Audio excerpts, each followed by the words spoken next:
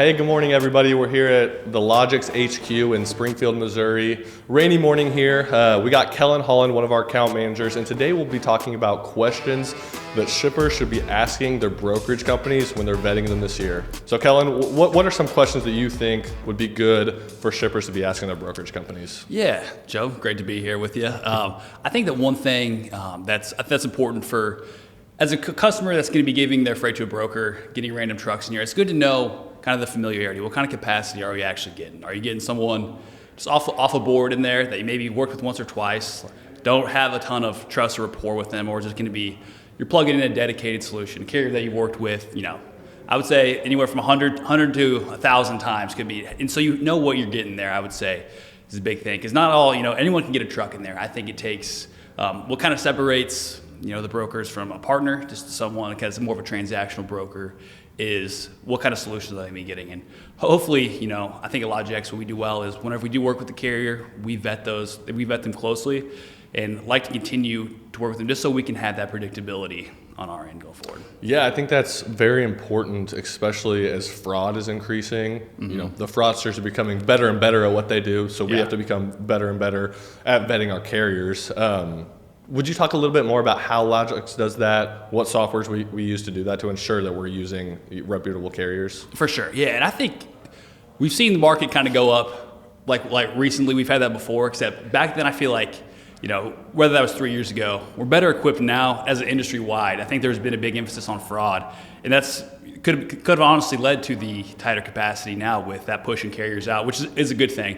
But right now we do use, and we've used this for the past few years, Highway, which is really good at giving you a better picture of who am I actually talking to. Does this line up with who they say they are? Which I think, being a newer brokerage at the time, there was a lot there that, a lot of gaps that we had there that, technology, and there's been companies to help fill that void there. But yeah, I think that because, you can lose money on a load, you can book a better carrier, but all it takes is one bad carrier to go in there to hold your load ransom, to steal the load, and then you're in a terrible situation. You've burned that bridge entirely with the customer. So I think being able to vet and know who's actually going to be on the truck, make sure everything looks good like that. And I do think too, it's like, man, we're sitting here on our computers, but there is someone at the dock. There's a driver showing up there, and would you want that person to be a good representative extension of your company for your shippers and your receivers? Yeah, and Highway does a lot of great things, gives us a lot of information in terms of we can validate their insurance, we can see if there's any gaps in their authority, we can match up the contacts that are emailing us about a load with the contacts that should be emailing us about a load from that specific carrier. So yeah, it's a great tool. We've had great success with it, and I know a lot of other brokerage companies has as well.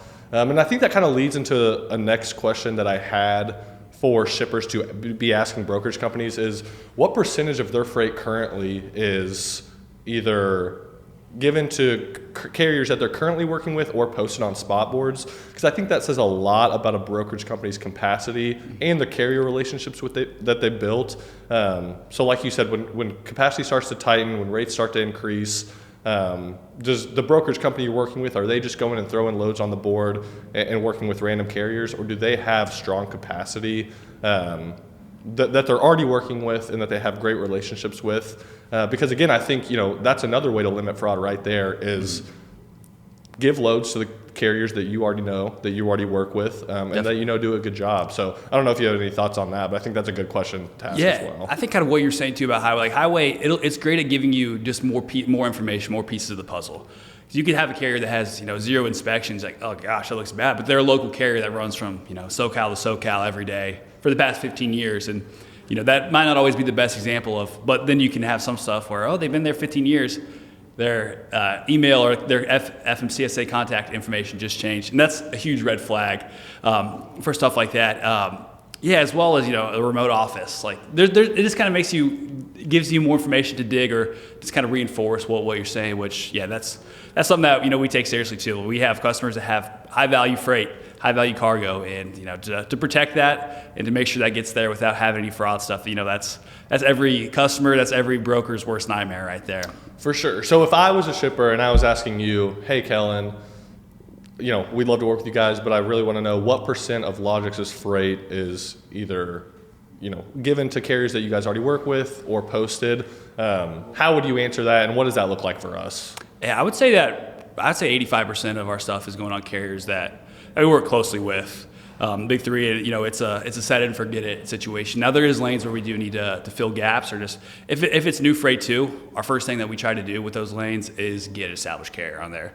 But during that process, we're going to be reach out and trying to find fits, and try to avoid just post and praying on those loads, and just get a carrier in there that there's a lot of unknown, I think, in that game there. Yeah, and I think that LogEx views load boards differently than other brokerage.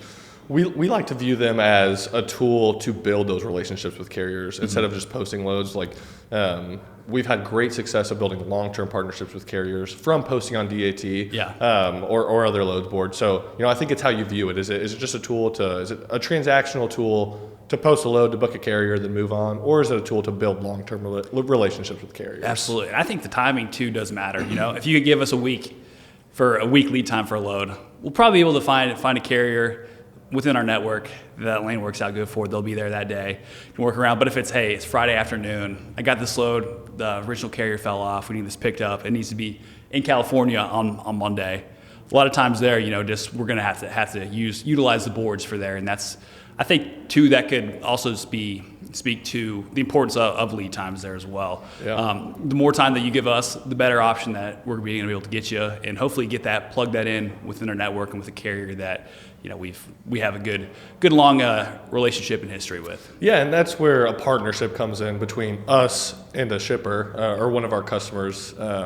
It's not one way. It's, hey, you have questions for us, but we have a lot of things for you that could help you as well. The more lead time you give us, the more likely it is that we're going to be able to get you a better rate and with a better carrier that we have experience with. So I think the relationship goes both ways, and I think that's why we have had a lot of success, one with building relationships with carriers, but also with customers. Absolutely. And I think that's something that is special about LogEx and just about the role of being a broker in general. Is like you have the relationships with your customers, but you're kind of the middleman in there, because also those relationships with your carriers are just as important. I think at the end of the day, what we offer is access to trucks. So maintaining those relationships and keep having like that, a deep roster of carriers that we trust, that we work with, that run this, ultimately just brings us more value. And I don't think you can say that one is more important than the other one with neglecting those relationships. For sure. Yeah, so we talked about the carrier vetting process. We talked about asking a brokerage company what percentage of their freight is posted on spot board versus moved with carriers that they currently work with. I have one more question that I wrote down. Not everybody might like it, but it's credit references. I think this year, obviously we saw last year, but obviously bleeding into this year, that is a very important thing that shippers should be asking brokerage companies, is for credit references. Just because, again, the health of brokerage companies seem to be on the decline. As the transition in the market occurs, capacity's tightening, rates are increasing. In the short term, it's hurting brokerages right now. So I think it's very, very important for customers and shippers to know who they're working with, to know that it's a financially healthy company.